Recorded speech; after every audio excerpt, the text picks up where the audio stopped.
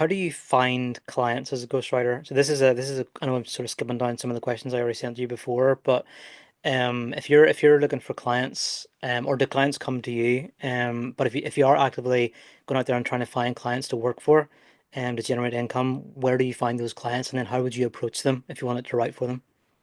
Mhm. Um, so I actually have a post about this.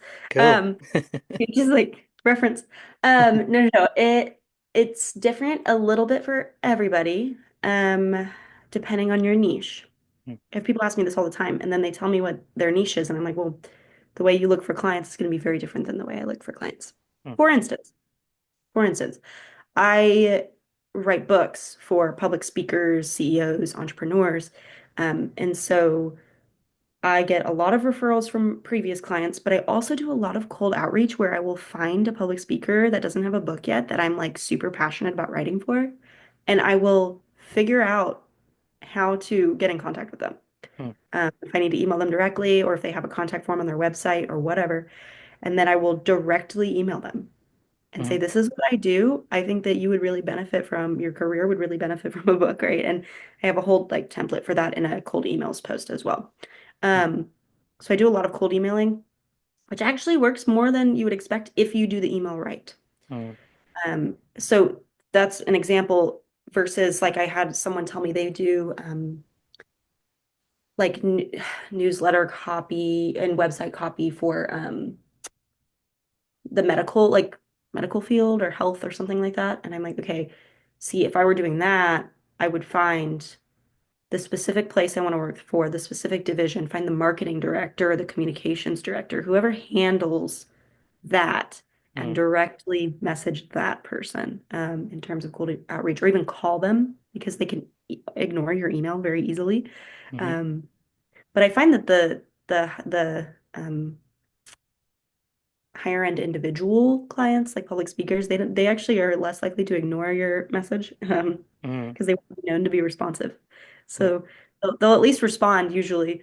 It just depends. I mean, it just depends. I also think when you start out as a ghostwriter of any kind, you should tell everyone. Like you should tell everyone you know. mm, You never know who knows someone, and just getting those early things on your portfolio mm, so helpful because you get referrals, you have testimonials, you have people, social proof, right? That mm. you're legitimate, and you're not ripping people off. And I mean, just like if you were going to go hire someone, you'd want someone who had that social proof. So you have to create that social proof for others. Mm. And that's so useful. I do a bit of cold outreach as well for what I do in my business, and I've been learning for years like how to do it and how to not do it, in equal measure. And I still wouldn't say I know I have the process nailed entirely. I think it kind of varies a lot, and I'm still working on it a lot. But um, if you're approaching someone via email, this is obviously we're going down like a different rabbit hole here.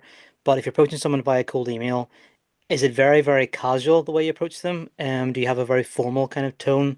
Do you lay out everything that you do right at the start, or do you just try and initiate a bit of conversation first of all? Do you have like a process for how you do that? So normally, if I'm sending someone a cold email, they're not expecting it, right? They don't know what's coming.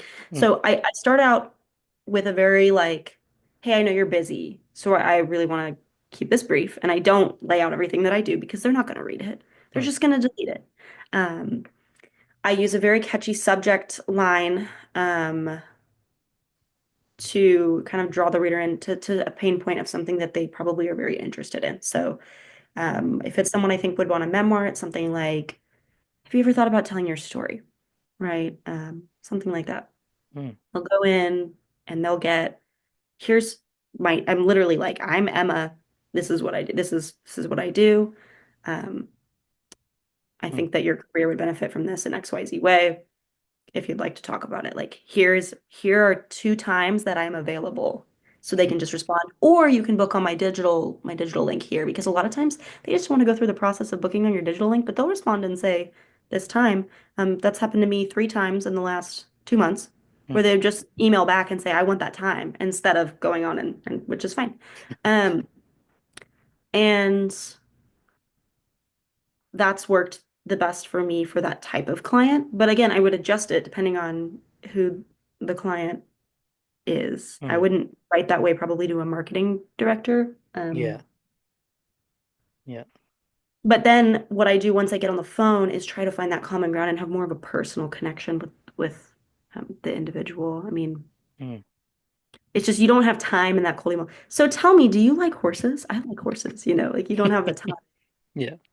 for Yeah. that.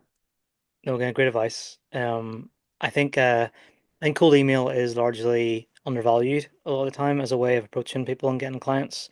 I think a lot of the time now we're kind of pushed more in terms of like social media, direct messages and that sort of thing. And that's fair enough and that can work well and has worked for me as well in the past. But I think email has always been keen in that sense. It's always been like the main way of doing it and it remains the best way I think of reaching out to people.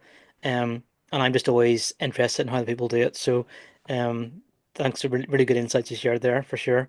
For me as well as listeners.